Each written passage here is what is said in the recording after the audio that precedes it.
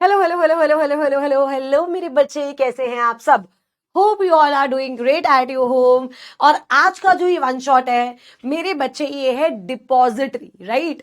CMSL का part A का chapter, जो कि आप ये मानो कि 5 से 10 नंबर का आपके एग्जाम में आ सकता है। हो सकता है जो पहला सवाल हो वही डिपॉजिटरी से आ जाए, राइट? उसके बाद मेरे बच्चे, अगर आपको इस बैच के नोट्स चाहिए तो आपको PW ऐप में जाना है, अपना एनरोलमेंट करना है इस फ्री बैच में, and you will be getting the notes of all the one shot जितने भी अभी तक अपलोड हुए हैं। ठीक है, अब जब हम डिपॉजिटरी की बात करते हैं तो ये है डिपॉजिटरी एक्ट 1996। बट मैम ये पिक्चर में आया कैसे और इसका एग्जैक्टली मतलब क्या है? देखो, सिंपल सी बात, पहले क्या होता था, कंपनी शेयर्स इशू करती थी। ठीक है, कंपनी क्या करती थी राजेश? शेयर्स इशू करती थी। तो एग्जाम्पल लेते हैं, ये है हमारा मिस्टर बिल्लू। मिस्टर बिल्लू ने कंपनी को फंड्स दिए और कंपनी ने मिस्टर बिल्लू को शेयर सर्टिफिकेट दिया। ठीक है, तो मामला यहीं पे खत्म हो जाता था। अब अगर बिल्लू को ये शेयर सर्टिफिकेट आगे ट्रांसफर करना है बिलोटे को, तो उनको फिर कंपनी के पास जाना पड़ता था एंड कंपनी के पास जाकर के ट्रांसफर रजिस्टर करवाना पड़ता था। अब ये पूरा का पूरा जो प्रोसेस है ना, ये बहुत बर्डनसम था। बर्डनसम इन द सेंस, हो सकता है साइन मैच ना हो, डिटेल्स मैच ना हो, शेयर सर्टिफिकेट फट जाए, गुम हो जाए, बहुत न्यूमरस पॉसिबिलिटीज यहां पर फ्रॉड की भी रहती थी। यस, तो उस वजह से ये डिसाइड किया गया कि शेयर सर्टिफिकेट को डिसकंटिन्यू करके हम शेयर्स को डीमैट फॉर्म में जो है इंट्रोड्यूस करें। डीमैट मतलब डीमेटीरियलाइजेशन फॉर्म। अब डीमेटीरियलाइजेशन फॉर्म में शेयर्स को करने के लिए एक इंटरमीडिएरी का होना जरूरी था, जो उस पूरे प्रोसेस को अंजाम दे सके, और उसी को हम डिपॉजिटरी बोलते हैं। और उसी को हम क्या बोलते हैं? डिपॉजिटरी। हिंदुस्तान में अभी 2 डिपॉजिटरी है, NSDL एंड CDSL, ये हम सबको पता है। तो किस तरीके से शेयर्स मैम डीमैट फॉर्म में आते हैं? देखो, अगर आपको बहुत सिंपल सा प्रोसीजर बताऊं, डिपॉजिटरी कौन है? डिपॉजिटरी वो इंटरमीडिएरीज हैं जो शेयर्स को डीमैट फॉर्म में क्या करते हैं? कन्वर्ट। जो शेयर्स को डीमैट फॉर्म में क्या करते हैं मेरे बच्चे? कन्वर्ट। अब ये कंपनी है, ये क्या है मेरे बच्चे? कंपनी। अब जो कंपनी है वो स्टॉक एक्सचेंज के पास जाती है अपनी एप्लीकेशन लेकर के कि मुझे अपने शेयर्स को लिस्ट करना है। अपने शेयर्स को क्या करना है? लिस्ट।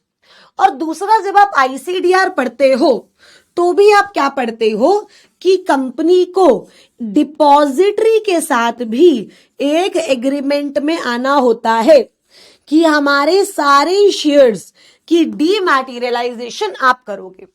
अब कंपनी मान लेते हैं 100 करोड़ शेयर्स इशू कर रही है, तो डिपॉजिटरी के साथ किस एग्रीमेंट में आएगी कि इन 100 करोड़ शेयर्स को आप डीमैट फॉर्म में क्या कर दो? रजिस्टर्ड। आप डीमैट फॉर्म में क्या कर दो? रजिस्टर्ड। फिर कंपनी ये 100 करोड़ शेयर कस्टोडियन के पास डिपॉजिट करवाएगी, मतलब कस्टोडियन के पास इनका शेयर सर्टिफिकेट होगा। कस्टोडियन डिपॉजिटरी को जाके बताएगा कि इन 100 करोड़ का जो शेयर सर्टिफिकेट है वो मेरे पास आ चुका है। कस्टोडियन यहां पे is like intermediary of depository. Is like what मेरे बच्चे? इंटरमीडिएरी ऑफ डिपॉजिटरी, जो कि डिपॉजिटरी को जाके क्या बताता है कि मेरे पास इन 100 करोड़ शेयर्स का शेयर सर्टिफिकेट आ चुका है, और अब डिपॉजिटरी इन शेयर्स को डीमैट फॉर्म में कन्वर्ट कर देता है। अच्छा, डीमैट फॉर्म में क्या होता है? ट्रांसमिशन इजी होती है, ट्रांसफर इजी होता है, ट्रांसपोजिशन इजी होती है, यस और नो, सेलिंग, बाइंग, सारा का सारा काम इलेक्ट्रॉनिकली हो जाता है और रियल टाइम बेसिस पे ही हो जाता है। वो टाइम जो है ना वो काफी सेव होता है और जो फ्रॉड के चांसेस थे वो काफी कम रह जाते हैं। क्लियर है? पक्का पक्का, कोई दिक्कत। अब मैं मान लू ये मैं मिस्टर बिल्लू, ठीक है। अब अगर मिस्टर कंपनी का तो आपने बता दिया कि कंपनी को अगर शेयर डिपॉजिटरी के थ्रू कन्वर्ट करवाने हैं तो उसे अपना फिजिकल शेयर सर्टिफिकेट देना होगा एंड डिपॉजिटरी देन कन्वर्ट कर देगा।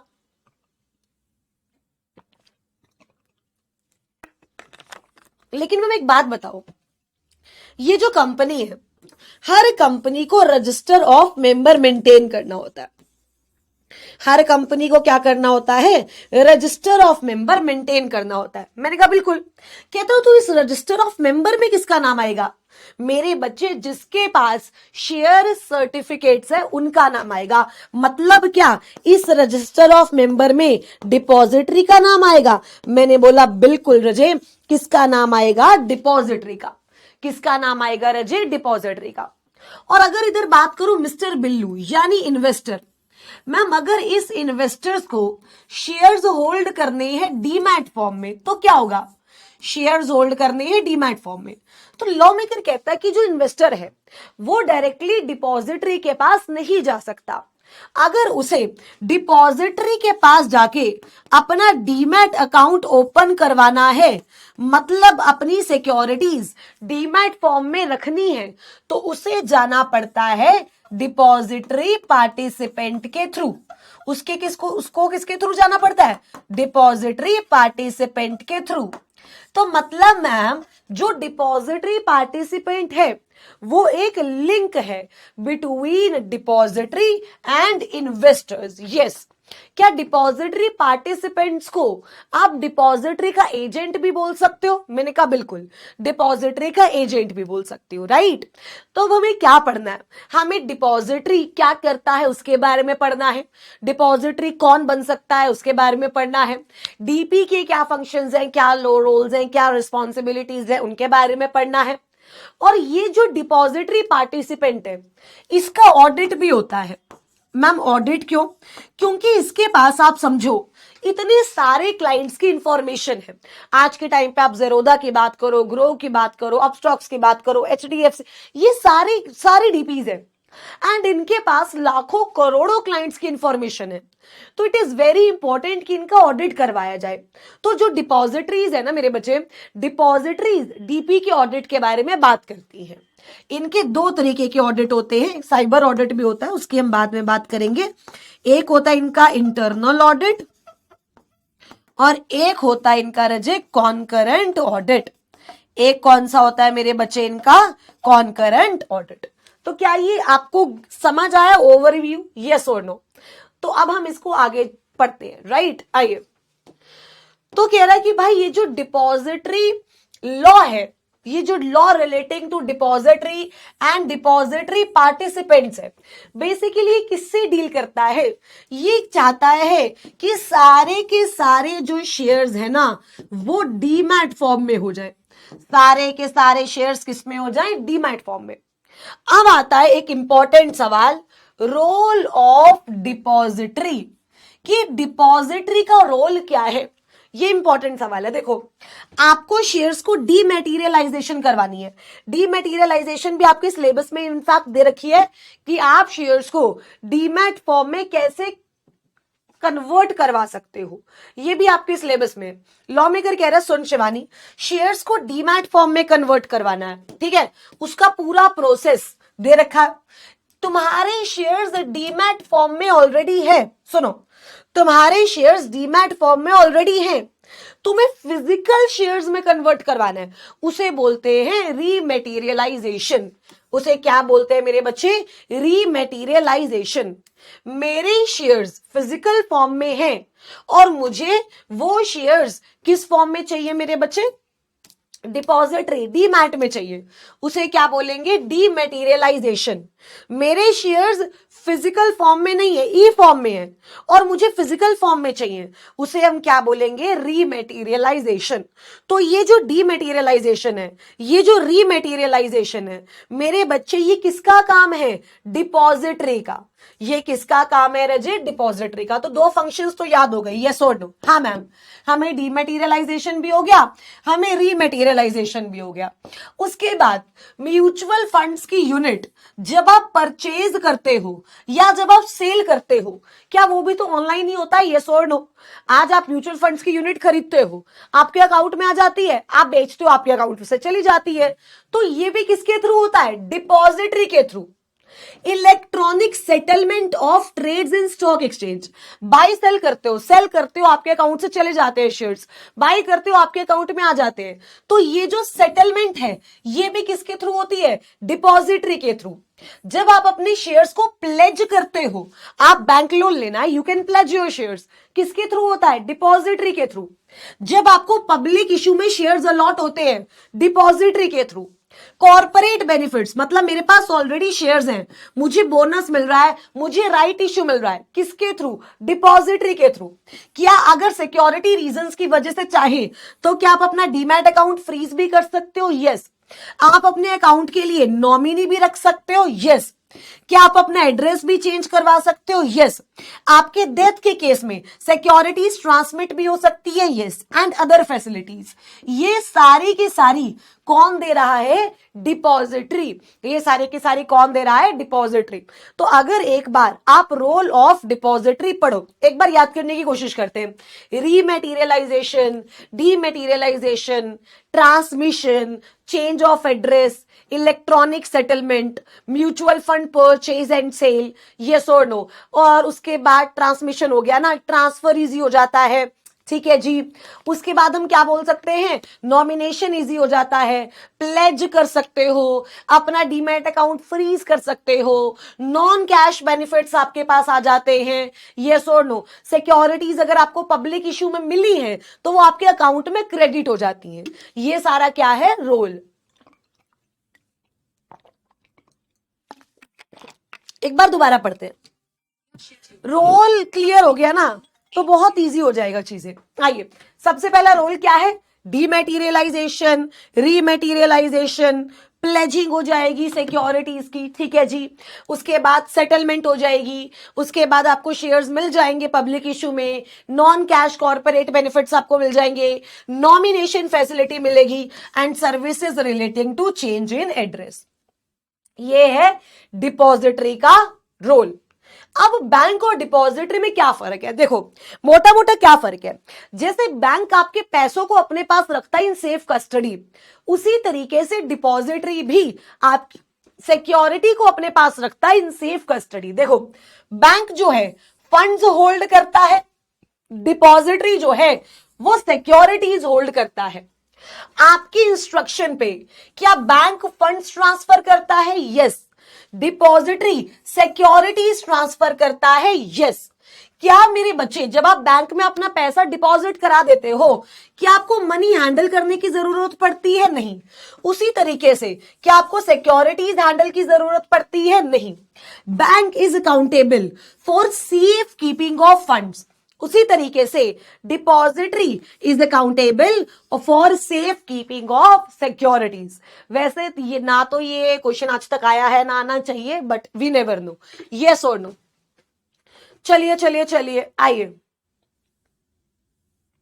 उसके बाद आता है रजे difference between depository and custodian. देखो, हमने क्या बोला कि आप फिजिकल शेयर सर्टिफिकेट्स जो है वो कस्टोडियन के पास डिपॉजिट कराओगे, कस्टोडियन डिपॉजिटरी को बताएगा एंड आगे काम कर लेगा। मतलब डिपॉजिटरी और कस्टोडियन दोनों का ही काम है सिक्योरिटीज को हैंडल करने का, यस और नो। चाहे वो डिपॉजिटरी हो चाहे वो कस्टोडियन हो, दोनों इंटरमीडिएरीज है और दोनों का काम है सिक्योरिटीज को हैंडल करने का। कस्टोडियन लेकिन ओनरशिप ट्रांसफर नहीं कर सकता, लेकिन डिपॉजिटरी ओनरशिप ट्रांसफर कर सकता है। अगर मैंने शेयर्स सेल किए हैं तो depository can transfer the ownership, but custodian can not transfer the ownership. देखो क्या लिखा हुआ है, both depository and custodian services are responsible for safe keeping of securities, but they are different in the sense that depository can legally transfer beneficial ownership while a custodian cannot. depository का main काम क्या है? Minimise the paper work, और custodian तो आपकी जो shares हैं उनकी कस्टडी होल्ड करके रखता है, सिंपल, ठीक है। अब उसके बाद आता है बेनिफिट्स ऑफ डिपॉजिटरी सिस्टम। भाई डिपॉजिटरी सिस्टम के बेनिफिट्स क्या है? सबसे पहला तो आप देखो टाइम कितना कम लगता है, यस और नो, टाइम कितना कम है, फ्रॉड के चांसेस कितने कम है। तो ये क्या है मेरे बच्चे, बेनिफिट्स। अच्छा, ये बिना पढ़े भी अगर किसी भी बच्चे को इस चैप्टर की नॉलेज है तो वो लिख करके आ सकता है अगर एग्जाम में आ जाए। Elimination of bad deliveries. Ma'am bad deliveries का मतलब यार सिग्नेचर मैच नहीं हो रहे, नाम की स्पेलिंग मैच नहीं हो रही, डिटेल्स मैच नहीं हो रहे, बार बार रिजेक्शन हो रही है ट्रांसफर, यस और नो, बार बार रिजेक्शन हो रही है कि भाई नहीं हो सकता, ट्रांसमिशन नहीं हो सकता, ट्रांसफर नहीं हो सकता, आपको सिक्योरिटीज नहीं मिल रही। ऑनलाइन में वैसा कोई झंझट ही नहीं है। उसके बाद elimination of risk associated with the physical certificate. यार वो फट जाएगा, वो गुम हो जाएगा, वो टार्निश हो जाएगा, ऐसा कुछ भी नहीं है भाई। Elimination of risk associated with the physical certificate. Elimination of problem relating to change in address, transmission etcetera. आपको ट्रांसमिशन करवानी है, बहुत इजीली हो सकती है, ट्रांसपोजिशन करवाना है। अच्छा मैम ट्रांसपोजिशन का मतलब क्या होता है, मान लो आप, मैं, मिस्टर ए और मिस्टर बिल्लू, ये तीन लोग जॉइंट शेयर होल्डर्स है, ठीक है। मिस्टर ए का नाम पहले है, मिस्टर बी का नाम, मिस्टर बिल्लू का नाम दूसरा है और मेरा नाम तीसरा है। ट्रांसपोजिशन मतलब हमें नेम्स का ऑर्डर चेंज करवाना है। तो लॉ मेकर कह रहा है शिवानी ऑनलाइन में बहुत अच्छे से हो सकता है, आराम से। एड्रेस चेंज करवाना है, आराम से हो सकता है, ठीक है। उसके बाद handling of high volume of paper, आपको यहां पर पेपर हैंडल करने की जरूरत नहीं है, यस और नो। जो corporate cash benefits, non cash benefits हैं, वो जल्दी से जल्दी आपके पास आ सकते हैं क्योंकि वो आपके डायरेक्टली अकाउंट में आते हैं, यस और नो। और ब्रोकरेज में भी इसकी वजह से क्या होती है, रिडक्शन। क्योंकि देखो आप सिंपल सी बात समझो ना, काम कम है, हैंडलिंग कम है, तो ब्रोकरेज भी क्या होगी, कम। और अगर पहले क्या होता है, अगर आपके पास फिजिकल शेयर सर्टिफिकेट्स हैं और आप माइनर की बिहाफ पे सिक्योरिटी सेल कर रहे हो तो आपको कोर्ट की परमिशन लेकर आनी पड़ती थी, बट अब ऐसा नहीं है। अब आपको यहां पर किसी की भी परमिशन लेने की जरूरत नहीं है। ट्रांसफर करना है तो वो भी इमीडिएटली हो जाता है, अगर सिक्योरिटीज खरीदनी है तो वो भी इमीडिएटली हो जाती है, ठीक है। अब इनको हमें हार्डकोर याद करने की जरूरत नहीं है, एक बार पढ़ते हैं। मैम एक वर्ड बहुत बार आ रहा है, नॉन कैश कॉर्पोरेट बेनिफिट्स, इसका मतलब क्या है, पहले हमें ये समझाओ, इधर समझो मेरे बच्चे। जो कॉर्पोरेट बेनिफिट्स होते हैं वो दो तरीके के होते हैं, ठीक है। When we talk about corporate benefits दो तरीके के होते हैं। एक तो होता है कैश कॉर्पोरेट बेनिफिट और एक होता है नॉन कैश कॉर्पोरेट बेनिफिट। मतलब जो कंपनी बेनिफिट दे रही है, मेरे पास शेयर्स हैं और कंपनी बेनिफिट दे रही है, उसे क्या बोलते हैं, कॉर्पोरेट बेनिफिट्स। उसे क्या बोलते हैं, कॉर्पोरेट बेनिफिट्स, कि मेरे पास शेयर्स हैं और कंपनी बेनिफिट दे रही है। लॉ मेकर कह रहे हैं कैश बेनिफिट का मतलब हो गया डिविडेंड, मतलब जो कैश में आ रहा है, यस और नो। और नॉन कैश बेनिफिट्स का मतलब जैसे राइट इशू हो गया, बोनस इशू हो गया, ये क्या है, नॉन कैश बेनिफिट्स। मतलब इसमें आपके पास कैश ना आकर के शेयर्स आ रहा है, तो आपका डीमैट अकाउंट है, तो it is very easy for the company कि वो आपके अकाउंट में डायरेक्टली जो नॉन कैश बेनिफिट्स हैं उनको ट्रांसफर कर दे। सिंपल सी बात, क्योंकि जो कैश है वो तो आपके अकाउंट में जाएगा ना, वो तो आपकी बैंक अकाउंट में जाएगा, डीमैट में थोड़ी ना जाएगा, यस और नो। एक बार इसे दोबारा से रिवाइज करने की कोशिश करते हैं। बेनिफिट्स क्या है, देखो, elimination of bad deliveries, elimination of risk associated with the physical share certificates, immediate transfer, faster disbursement of non-cash corporate benefits, less broker, easy to change address, easy to transfer, easy to transposition, ठीक है। उसके बाद easy है कि आप minor की जो securities है वो उसके बिहाफ पे सेल कर सकते हो। ये सारी डिपॉजिटरी के क्या है, बेहतर फीचर्स। क्या है मेरे बच्चे, बेहतर फीचर्स। सबसे पहला elimination of bad deliveries, elimination of risk associated with the physical certificates, immediate transfer and restriction of securities, faster disbursement of non-cash corporate benefits, reduction in brokerage, reduction in handling high volume papers, easy name of address change करना है, transfer करना है, and आप minor की securities भी cell कर सकते हो। सिंपल, कोई दिक्कत नहीं है। ये हमने पढ़ा डिपॉजिटरी के बारे में। अब बात करते हैं डिपॉजिटरी पार्टिसिपेंट। मैं मतलब depository participant it is like a agent, it is like what, agent of depository, जो डिपॉजिटरी के बिहाफ पर क्या देता है मेरे बच्चे, सर्विसेज। तो हमारे एक मॉड्यूल का क्वेश्चन है, डिपॉजिटरी पार्टिसिपेंट कौन बन सकता है, माइट भी पॉसिबली आपके एग्जाम में आ जाए। Public financial institution, schedule commercial banks, foreign banks operating in India with the approval of RBI, state financial corporations, custodian, stock brokers, clearing corporations, NBFCs, registrar to issue, share transfer agent complying with the requirements prescribed by SEBI can be registered as DP।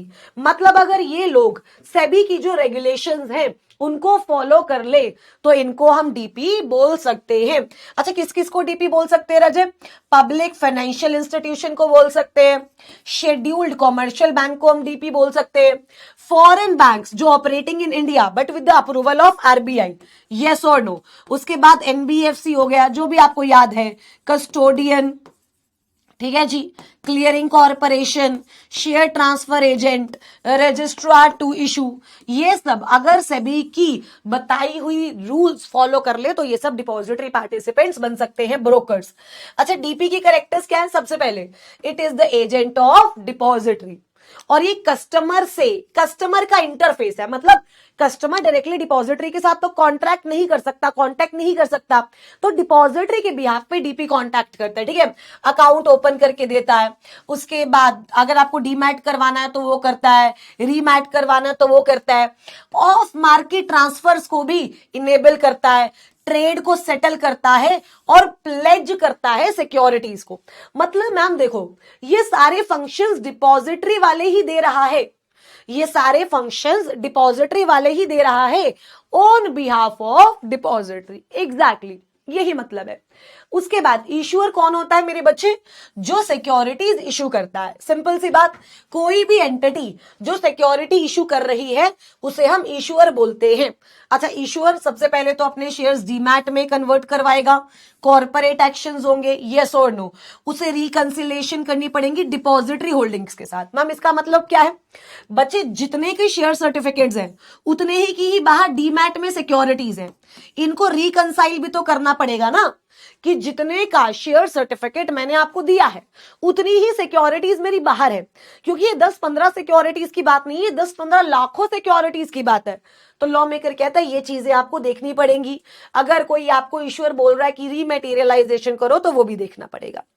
अब उसके बाद रजे इसमें ना दो processes आते हैं, एक तो प्रोसेस ऑफ डीमेटीरियलाइजेशन और दूसरा प्रोसेस ऑफ रीमेटीरियलाइजेशन। क्या मैम हमें दोनों करने हैं? द आंसर इज यस, आपको दोनों करने हैं। एग्जाम में आ सकते हैं कि आप रीमेटीरियलाइजेशन का प्रोसेस लिखो या आप डीमेटीरियलाइजेशन का प्रोसेस लिखो, ठीक है। आओ, लॉ मेकर कह रहा है सबसे पहले डीमेटीरियलाइजेशन का प्रोसेस देखते हैं कि मुझे अपने शेयर्स कन्वर्ट करने हैं डीमैट में, ठीक है। देखो अब तो क्या है, अब तो शेयर्स डीमैट में है, तो कन्वर्जन की बात नहीं है। मतलब मेरे पास फिजिकल शेयर्स हैं, एग्जाम्पल लेते हैं, मेरे पास क्या है रजे? फिजिकल शेयर्स हैं एंड मुझे उनको कन्वर्ट करना है डीमैट में। तो लॉ मेकर कह रहा है कि शिवानी इसका क्या तरीका होगा? सबसे पहले तो जो इन्वेस्टर है उसने डीपी के साथ अकाउंट ओपन किया, यस और no. Investors open account with depository participant, आपने डिपॉजिटरी पार्टिसिपेंट्स के साथ अकाउंट ओपन किया, ठीक है जी। उसके बाद आपने डीआरएफ, डीमेटीरियलाइजेशन रिक्वेस्ट फॉर्म, मेरे बच्चे उसे शेयर सर्टिफिकेट के साथ फाइल किया। इन्वेस्टर ने DRF along with share certificate DP को दे दी, डीपी ने वो डिपॉजिटरी को दे दिया, डिपॉजिटरी ने वो रजिस्ट्रार और इशूअर को बता दिया, जो डीपी है उसने सर्टिफिकेट्स रजिस्ट्रार और इशूअर को भेज दिए, उन्होंने कंफर्म करा डिपॉजिटरी को एंड डिपॉजिटरी ने शेयर्स किसको कन्वर्ट कर दिए? इन्वेस्टर्स को। मैम हमें ऐसा समझ नहीं आ रहा। देखो सबसे पहले एग्जांपल, अब ये है मिस्टर बिल्लू, मिस्टर बिल्लू के पास शेयर सर्टिफिकेट है। देखो आपको इसमें कुछ याद हो या ना हो, बस डीआरएफ याद रखना है, that is dematerialisation request form. That is what, dematerialisation request form.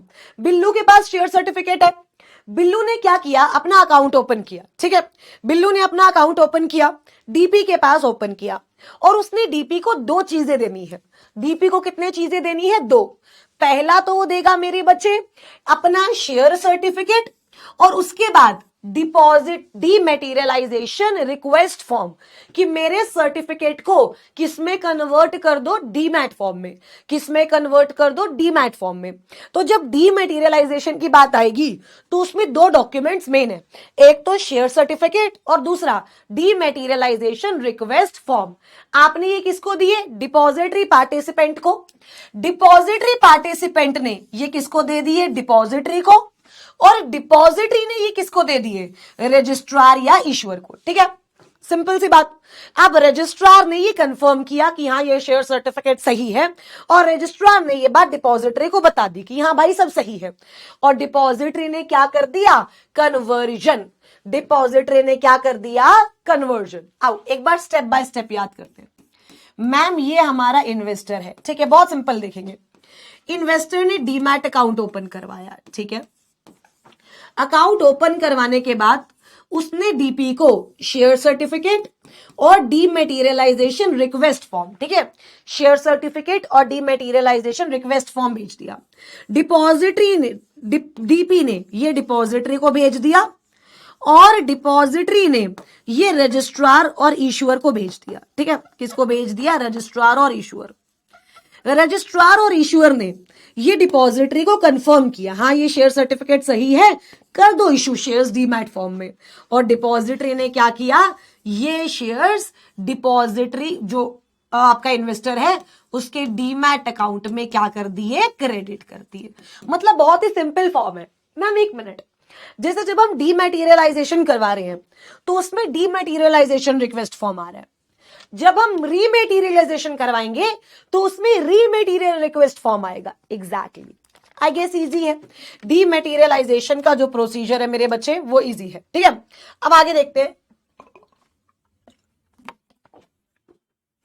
क्या एक इन्वेस्टर जिसका ऑलरेडी एक डीमैट अकाउंट है वो किसी दूसरे डीपी के पास दूसरा डीमैट अकाउंट खोल सकता है? यस, इन्वेस्टर के पास चॉइस है मेरे बच्चे, तो वो चाहे तो दूसरा डीमैट अकाउंट खोल सकता है।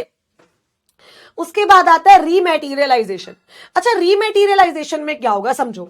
मतलब ये मिस्टर बिल्लू है, मिस्टर बिल्लू का ऑलरेडी एक डीमैट अकाउंट है, यस और नो, और उसके डीमैट अकाउंट में ऑलरेडी शेयर्स पड़े हुए हैं, उसके डीमैट अकाउंट में ऑलरेडी शेयर्स पड़े हुए हैं। अब उनको उस शेयर के बदले शेयर सर्टिफिकेट चाहिए। क्या चाहिए? Share certificate. तो जो क्लाइंट है वो सबमिट करेगा डीमैटेरियलाइजेशन रिक्वेस्ट फॉर्म टू डीपी। अच्छा, अगर आपको याद हो तो डीमैटेरियलाइजेशन के टाइम पे डीआरएफ प्लस शेयर सर्टिफिकेट जाता था, ठीक है, बट यहां तो शेयर सर्टिफिकेट है ही नहीं, तो यहां सिर्फ रिक्वेस्ट जाएगी। सिर्फ क्या जाएगी? रिक्वेस्ट। क्लाइंट ने रीमैटेरियलाइजेशन रिक्वेस्ट सबमिट करी डीपी को, डीपी ने सिस्टम में वो रिक्वेस्ट डाली जिससे क्लाइंट की होल्डिंग्स क्या हो गई? ब्लॉक। डीपी ने ये बात डिपॉजिटरी को बताई, और साथ ही साथ डीपी ने ये बात रजिस्ट्रार और इशूअर को भी बता दी। रजिस्ट्रार और इशूअर ने शेयर सर्टिफिकेट प्रिंट्स किए एंड डिस्पैच कर दिए तो क्लाइंट। रजिस्ट्रार इशू ने ये इलेक्ट्रॉनिकली कंफर्म कर दिया टू डिपॉजिटरी, और क्लाइंट का जो अकाउंट था वो क्या हो गया? डेबिटेड। वो क्या हो गया? डेबिटेड। इसमें प्रोसेस अलग है। क्यों? क्योंकि शेयर्स फिजिकली नहीं है। आप समझो, हमें फिजिकल चाहिए, तो ये हमारा मिस्टर बिल्लू है, ठीक है, इसने डीपी को रिक्वेस्ट डाली, इसने डीपी को क्या करी? रिक्वेस्ट डाली। क्या डालेगा? रीमैटेरियलाइजेशन रिक्वेस्ट फॉर्म। डीपी सबसे पहले तो इसकी होल्डिंग्स को ब्लॉक करेगा, क्योंकि अब इसको शेयर सर्टिफिकेट चाहिए ना, तो ये ट्रेड थोड़ी ना कर पाएगा। सबसे पहले तो अपनी होल्डिंग को ब्लॉक करेगा।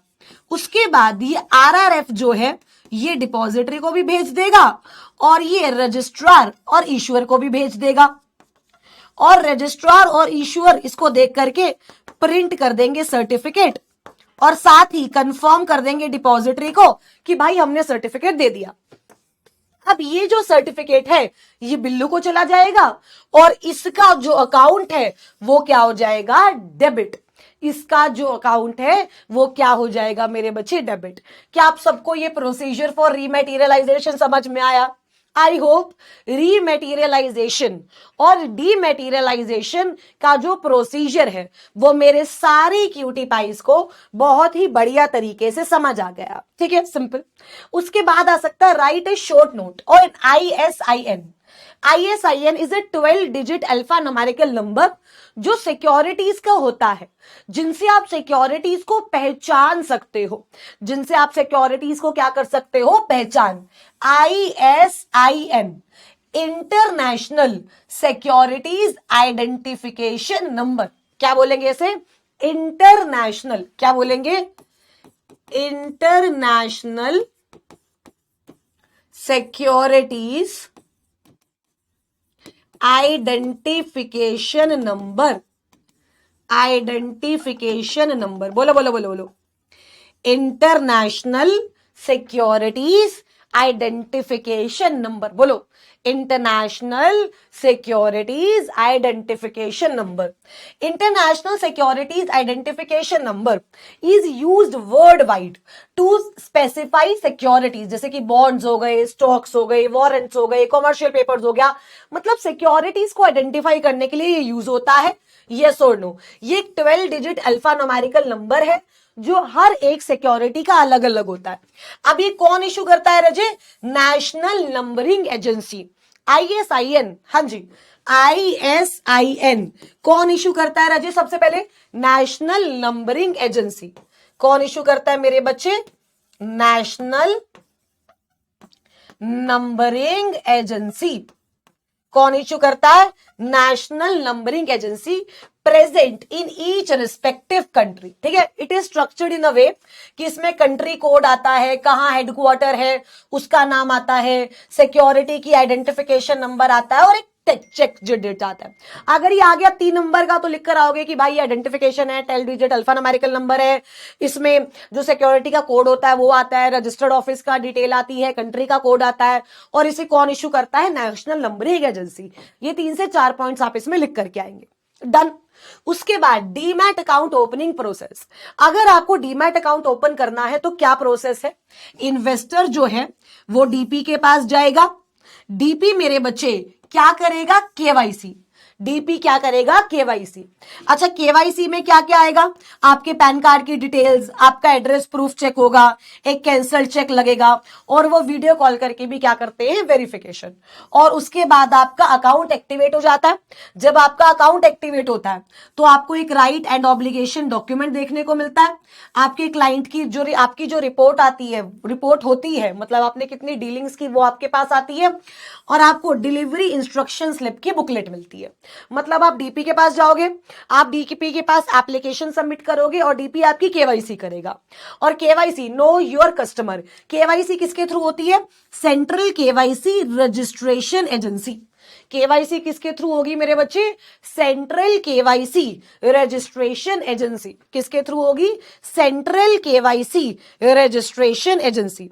अब लॉ मेकर कहता है आपकी भाई यहां पर रजिस्ट्रेशन होगी तो जो केवाईसी है उसमें आपका पैन देखा जाएगा, एड्रेस प्रूफ देखा जाएगा, कैंसल चेक आपको लगाना होगा और आपको वीडियो कॉल करके इन पर्सन वेरिफिकेशन करेंगे। जैसे आपका अकाउंट एक्टिवेट हो जाएगा तो आपको डिलीवरी इंस्ट्रक्शन स्लिप बुकलेट मिल जाएगी, राइट्स एंड ऑब्लिगेशन डॉक्यूमेंट मिल जाएगा और आपको मास्टर रिपोर्ट मिल जाएगी। जब भी आप ट्रेडिंग करोगे तब आपके पास मास्टर रिपोर्ट आएगी। क्लियर, कोई दिक्कत, कोई परेशानी। उसके बाद मेरे बच्चे कॉर्पोरेट एक्शंस हमने की थी, एक होता है कैश और एक होता है नॉन कैश। डिविडेंड जैसे कि कैश और बोनस और राइट इश्यू जैसे कि नॉन कैश। जो डिविडेंड होता है ये डायरेक्टली फॉरवर्ड होते हैं इन्वेस्टर को बाय द कंपनी और इट्स रजिस्ट्रार और transfer agent. Bonus issue, right issue because ये आपकी डीमैट अकाउंट में जाते हैं तो मेरे बच्चे ये डिपॉजिटरी के थ्रू दिए जाते हैं। देखो जैसे डिविडेंड है, डिविडेंड कंपनी डायरेक्टली देती है, कैश बेनिफिट है, इन्वेस्टर के अकाउंट में जाएगा तो कंपनी क्या देती है, डायरेक्टली देती है, राइट। और मेरे बच्चे जो नॉन कैश बेनिफिट्स होते हैं वो डिपॉजिटरी के थ्रू जाते हैं। ठीक है, उसके बाद आता है डिपॉजिटरीज एक्ट 1996। अच्छा, डिपॉजिटरी एक्ट का सबसे पहले ऑब्जेक्टिव क्या है? इसका ऑब्जेक्टिव पढ़ने से पहले हम चीजें डिस्कस करते हैं, उसके बाद आप उसका ऑब्जेक्टिव पढ़ पाएंगे। लॉ मेकर कहता है, शिवानी देख, एक तो है डिपॉजिटरी रेगुलेशन, यस और नो, 1996, और इसमें एक रूल भी लगता है डिपॉजिटरी एक्ट के साथ, that is SEBI depository and participants regulation 2018।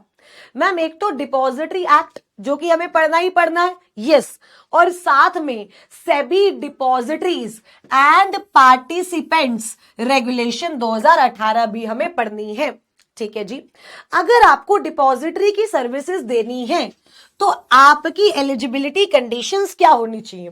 ये बहुत इंपॉर्टेंट है कि अगर किसी को भी कंपनी को भी अगर डिपॉजिटरी की सर्विसेज देनी है तो एलिजिबिलिटी कंडीशंस क्या होनी चाहिए? लॉ मेकर कह रहा है कम से कम आपकी जो नेटवर्थ है वो 100 करोड़ होनी चाहिए, क्योंकि आपको एक बहुत बढ़िया इंफ्रा चाहिए, तो उस इंफ्रा के लिए आपकी नेटवर्थ कम से कम 100 करोड़ की होनी चाहिए। आप जो है रजिस्टर्ड हो as company under companies act 2013, मतलब डिपॉजिटरी बनने के लिए आपको कंपनी होना जरूरी है। आप सेबी के पास एज डिपॉजिटरी रजिस्टर्ड हो, आपने अपने बाइलॉज बनाए हैं with the approval of SEBI, bylaws मतलब रूल्स एंड रेगुलेशंस, आपने वन और मोर डीपी को अपॉइंट किया है, आपके पास एडिक्वेट सिस्टम है एंड सेफगार्ड है to prevent manipulation of the records. आप डिपॉजिटरी एक्ट से और SEBI depository and participants regulation से कंप्लाई करते हो और आप एलिजिबिलिटी कंडीशन मीट करते हो। तो अगर कोई भी कंपनी ये सारी कंडीशन सेटिस्फाई करती है तो वो डिपॉजिटरी बन सकती है। कौन कौन सी कंडीशंस, एक बार फिर से रिवाइज करते हैं, कौन कौन सी कंडीशंस है?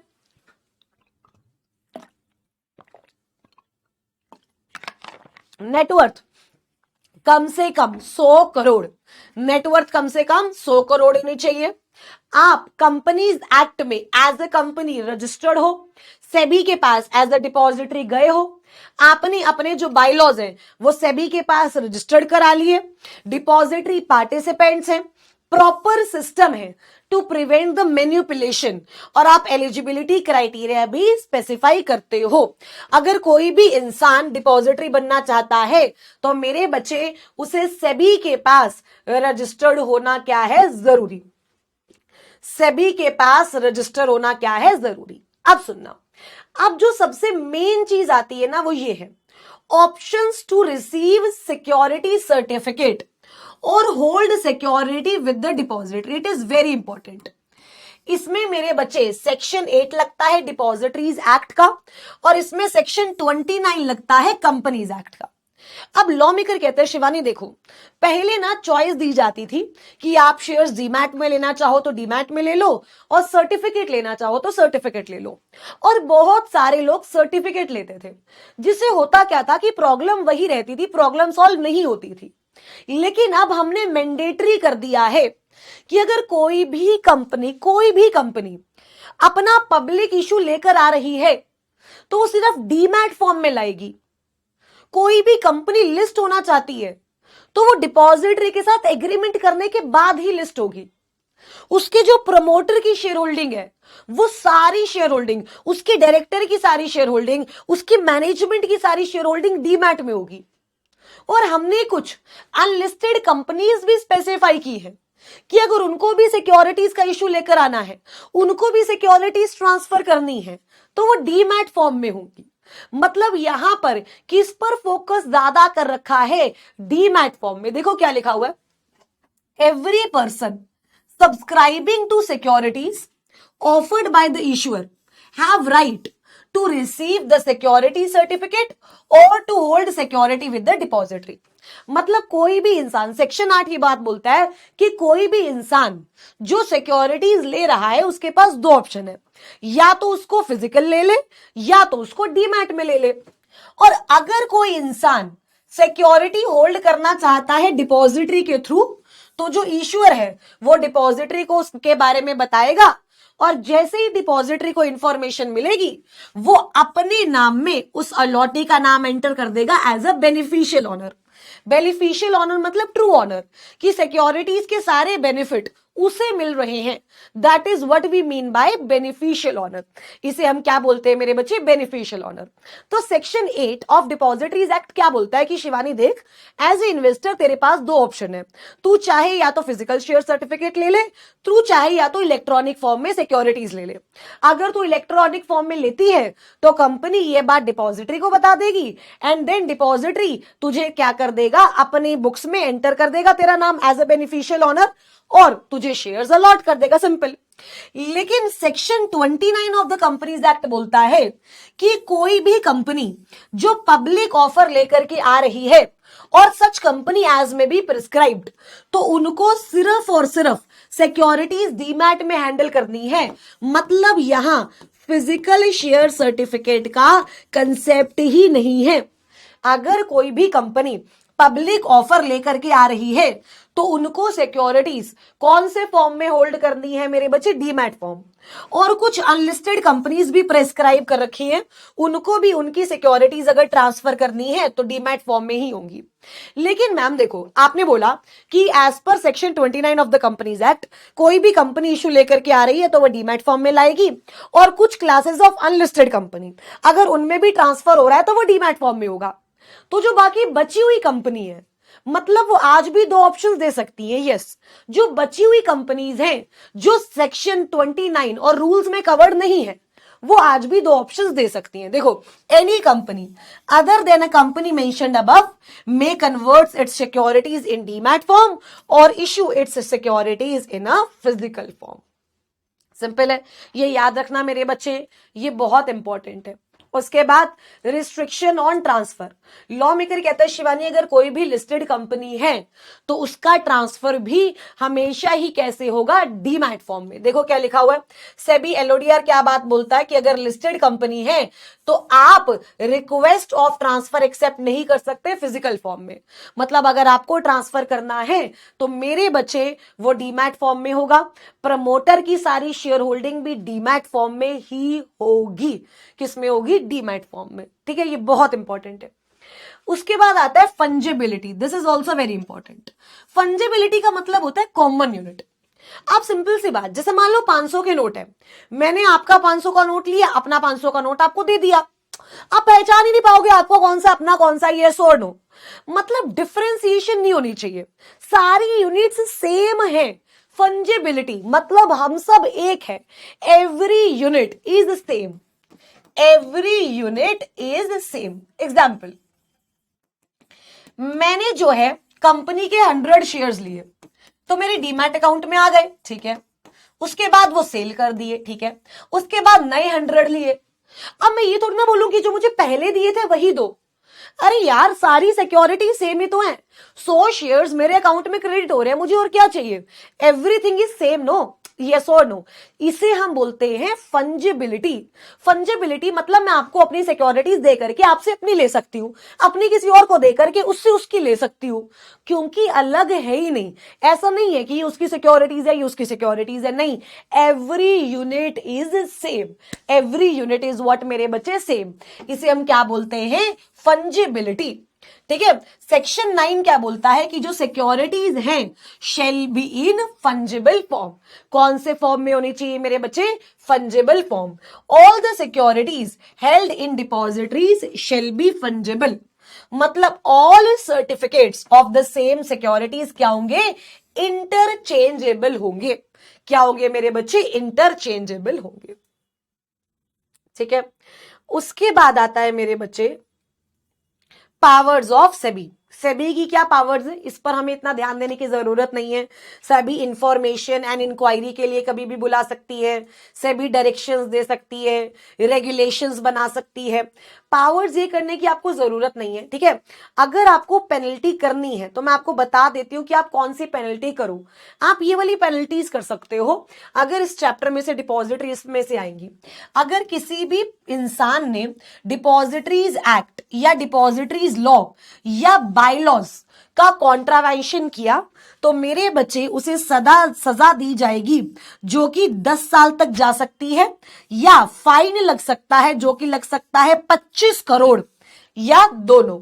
और अगर आप पे पेनल्टी लगी और आपने उस पेनल्टी को पे नहीं किया या फिर आप सेबी के ऑर्डर से कंप्लाई नहीं कर पाए तो मेरे बच्चे आपको सजा होगी कम से कम 1 साल, लेकिन जो 10 साल तक के लिए जा सकती है और फाइन भी लग सकता है विद 25 करोड़ और विद बोथ। मैम ये ऑलमोस्ट सेम ही है कि अगर आपने डिपॉजिटरीज एक्ट या डिपॉजिटरीज रेगुलेशन या बाय लॉज को कॉन्ट्रावीन किया तो आपको इम्प्रिजरमेंट भी हो सकती है और आपको फाइन भी लग सकता है। इम्प्रिजरमेंट हो सकती है आपको 10 साल तक की और फाइन लग सकता है आपको 25 करोड़ तक का, या फिर मेरे बच्चे दोनों लग सकते हैं। क्या लग सकते हैं रजित? दोनों। अच्छा, सेबी के पास, सीजी के पास पावर है कि वो इम्यूनिटी ग्रांट कर सकती है, जो कि हम सबने सेबी के पास पढ़ा है। ठीक है, अब आओ, अब इसमें से जो सबसे इंपॉर्टेंट है ना, सबसे, दैट इज ऑडिट, जो दे रखा है SEBI depository and participants regulation 2018 में। इसमें बोल रखा है कि जो डिपॉजिटरी है ना वो डीपी का ना ऑडिट करवाएगा। एक है इंटरनल ऑडिट और एक है कॉन्करेंट ऑडिट। क्योंकि जो आपका डीपी है वो इतनी सारी इंफॉर्मेशन हैंडल करता है तो उसका इंटरनल ऑडिट करना बड़ा जरूरी है। तो उसका इंटरनल ऑडिट होगा और उसका कॉन्करेंट ऑडिट होगा। कॉन्करेंट ऑडिट का मतलब क्या है? जो एक्टिविटीज के साथ चलता रहेगा। अब जैसे अगर इंटरनल ऑडिट की बात करें तो इंटरनल ऑडिट जो है मेरे बच्चे वो 6 महीने में एक बार होगा। ठीक है,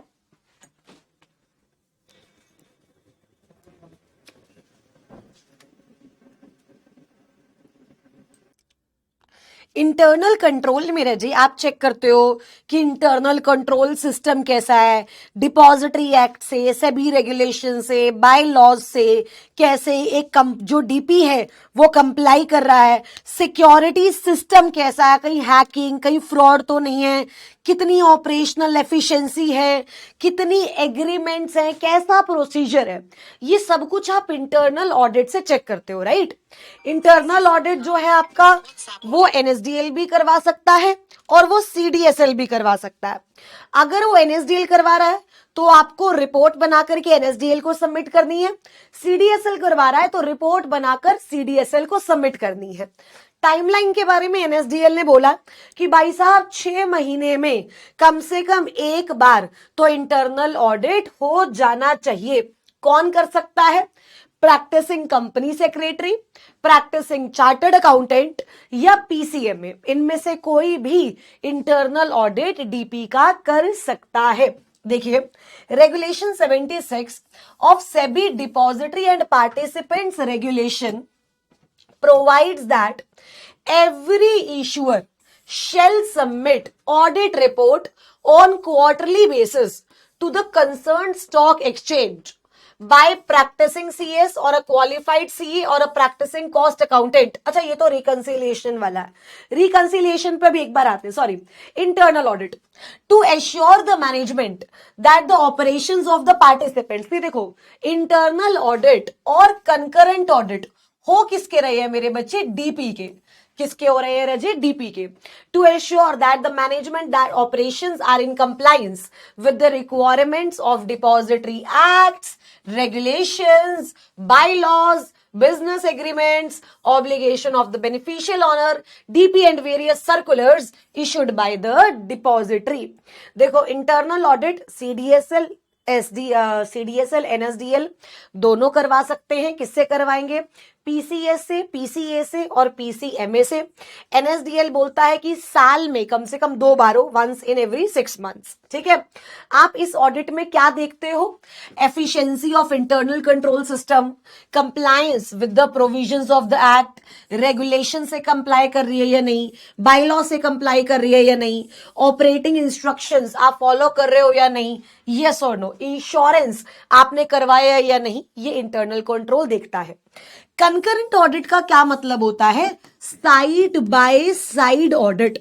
मतलब जैसे डीपी काम कर रहा है, जैसे डीपी क्या कर रहा है? काम कर रहा है, उसके साइड बाय साइड ही उसका ऑडिट हो रहा है।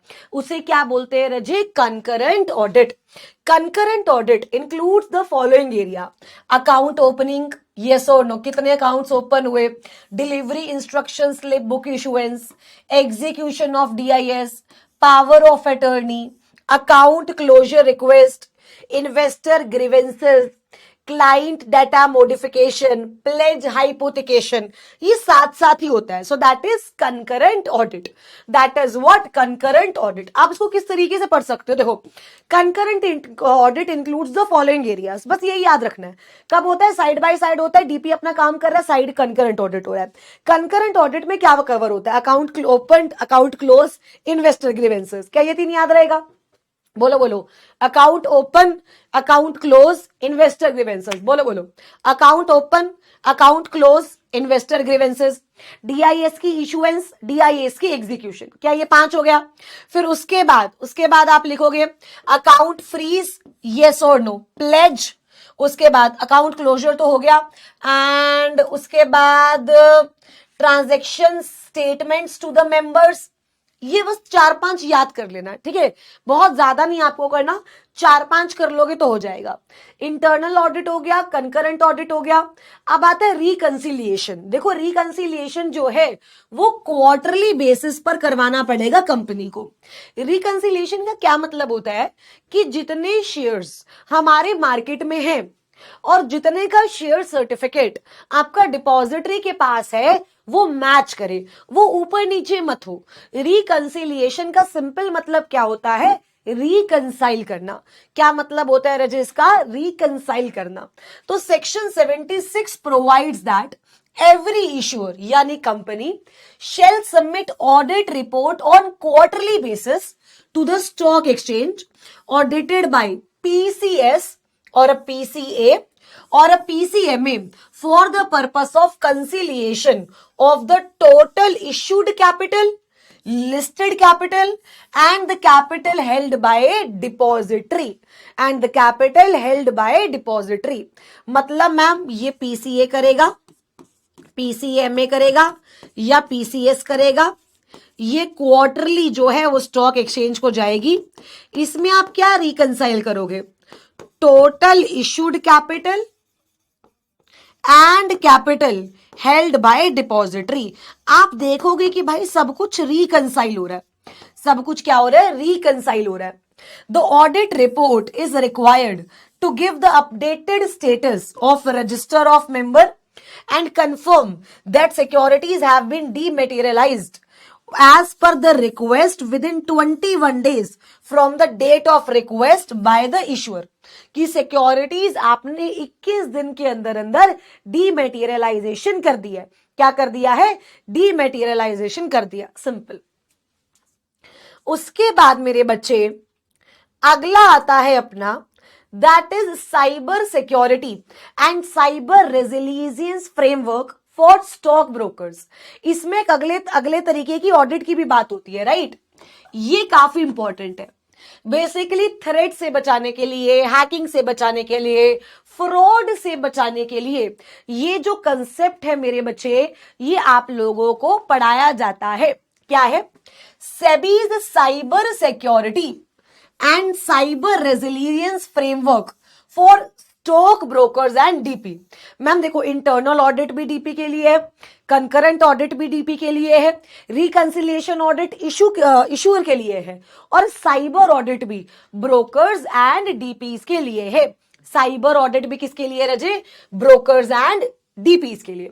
लॉ मेकर कह रहा है ये जो साइबर अटैक्स और थ्रेट्स हैं, इनमें क्या होता है? कॉन्फिडेंशियलिटी, इंटीग्रिटी एंड अवेलेबिलिटी जो है वो कॉम्प्रोमाइज हो जाती है. क्या कॉम्प्रोमाइज हो जाती है?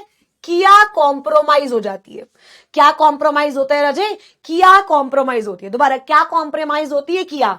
Confidentiality, integrity and availability of the computer systems, networks and databases.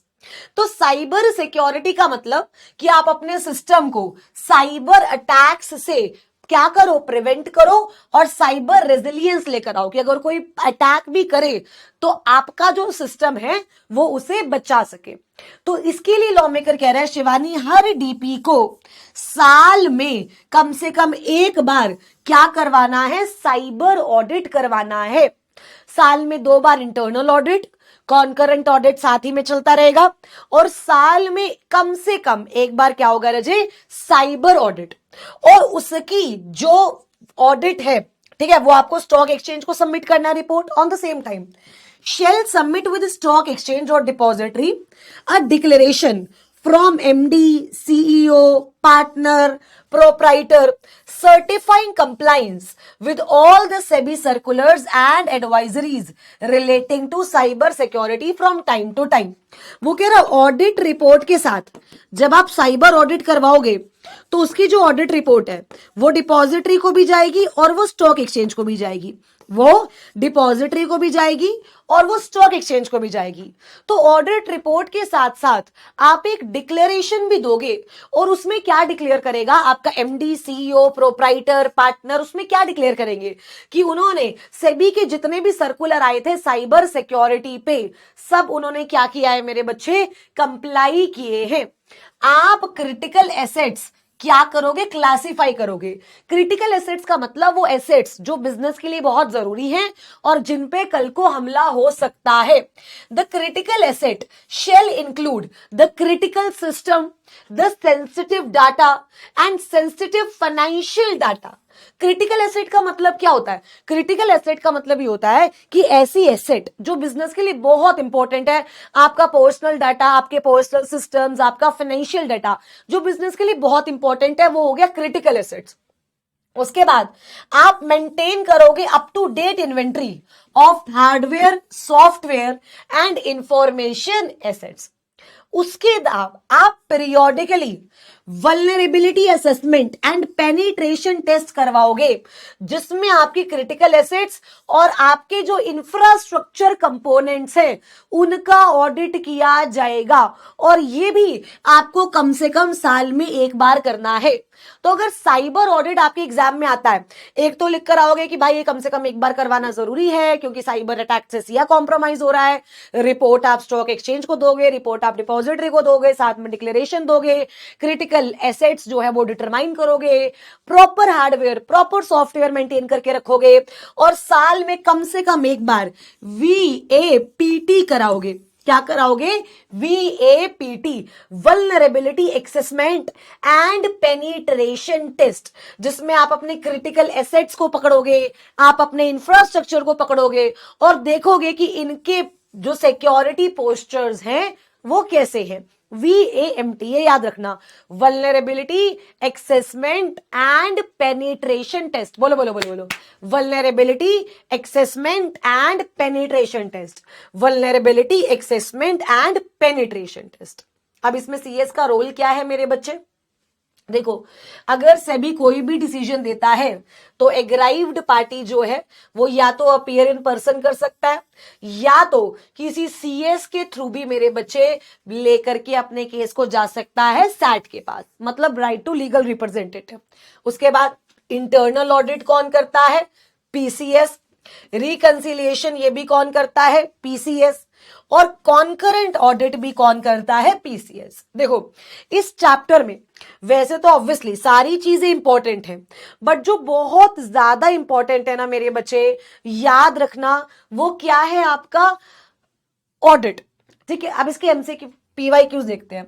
The concept of depository system in India कर लोगे, ठीक है जी।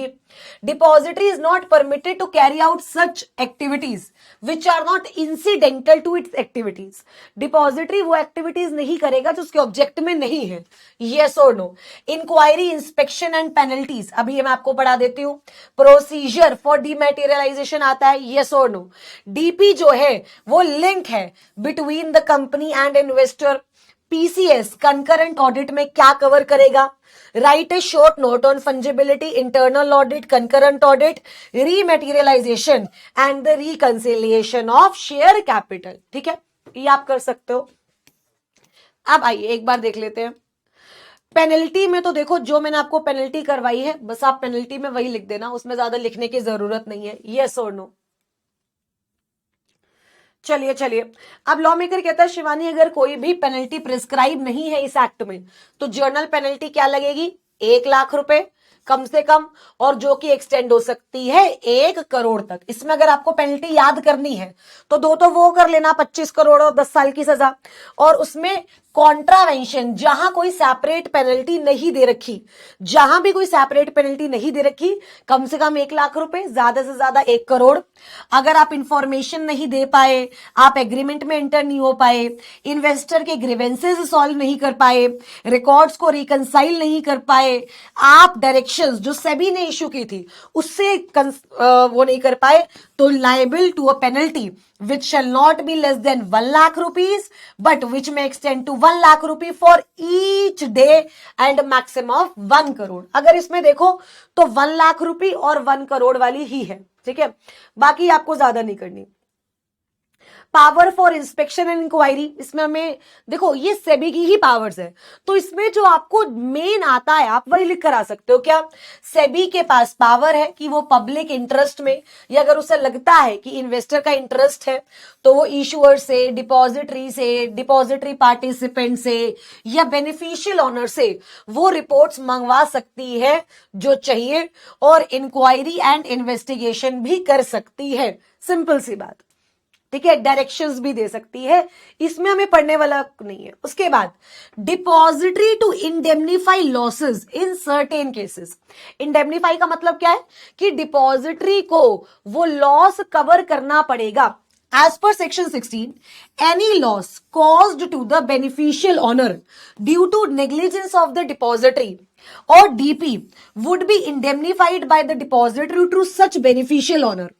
Where the loss due to the negligence of the participant is indemnified by the depository has right to recover the same from participant। इसका मतलब क्या है, law maker कह रहा है शिवानी देख, जो बेनिफिशियल ऑनर है अगर उसे डिपॉजिटरी की वजह से या डिपॉजिटरी पार्टिसिपेंट की वजह से कोई भी लॉस होता है, अगर उसे डिपॉजिटरी की वजह से या डिपॉजिटरी पार्टिसिपेंट की वजह से कोई भी लॉस होता है तो डिपॉजिटरी क्या करेगा, उसे इंडेमनीफाई करेगा। अगर उसे डीपी की वजह से लॉस हुआ है और वो लॉस डिपॉजिटरी ने इंडेमनीफाई किया है, तो जो डिपॉजिटरी है वो डीपी से उस पैसे को क्या कर सकता है, रिकवर। वो डीपी से उस पैसे को क्या कर सकता है रजे, रिकवर। उसके बाद the depository shall furnish to the issuer information about the transfer of securities in the name of the beneficial owner in such intervals and in such manners as may be specified by the bylaws। Law maker क्या कहता है कि अगर कभी भी transfer हुआ है तो डिपॉजिटरी ये बात इशुअर को बताएगा। सिंपल सी बात। और कभी भी अगर कोई बेनिफिशियल ऑनर है seeks to opt out of depository in respect of any security, अगर वो डिपॉजिटरी से बाहर जाना चाहता है तो वो डिपॉजिटरी को बता देगा। After receipt of intimation depository मेरे बच्चे एंट्री कर देगा इन द रिकॉर्ड और इशुअर को भी बता देगा, और इशुअर को 30 दिन के अंदर 30 दिन के अंदर क्या करना पड़ेगा, सर्टिफिकेट इशू करना पड़ेगा टू द बेनिफिशियल ऑनर को। इसे हम बोलते हैं option to opt out in respect of any security. क्या बोलते हैं रजे, option to opt out in respect of any security, कि मेरी सिक्योरिटी आज डीमैट फॉर्म में है, मुझे नहीं रखवानी है तो मुझे वही रीमैटेरियलाइजेशन वाला प्रोसेस फॉलो करना है। आपकी जो डिपॉजिटरी है वो इशुअर को बता देगा और इशुअर क्या करेगा मेरे बच्चे, 30 दिन के अंदर सर्टिफिकेट इशू करेगा। अच्छा, क्या आप मेरे बच्चे प्लेज या हाइपोथिकेशन करवा सकते हो? यस। वो कह रहा है any entry in the records of depository should be evidence of a pledge और हाइपोथिकेशन।